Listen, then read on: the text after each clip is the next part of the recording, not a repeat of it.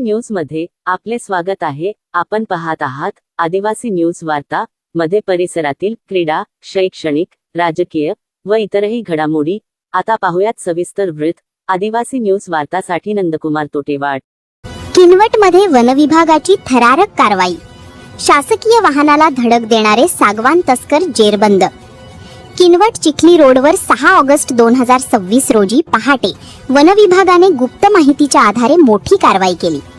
तस्करांनी शासकीय वाहनाला धडक देऊन पळण्याचा प्रयत्न केला, मात्र वन कर्मचाऱ्यांनी बेंदी तांडा गावाजवळ थरारक पाठलाग करून 3 आरोपींना अटक केली।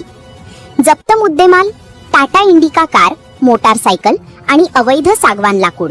एकूण किंमत 1.5 लाखाहून अधिक। अटक आरोपी शेख कासिम, शेख जावेद आणि शेख सोहेल, सर्व राहा चिखली बू, किनवट।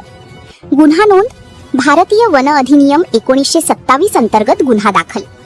नांदेड उपवन संरक्षक श्रीमती मनीषा पाटील मॅडम आणि वरिष्ठ अधिकाऱ्यांच्या मार्गदर्शनाखाली वनपाल BT जाधव, मनोज गुरसाळी व पथकाने ही धडक कारवाई केली।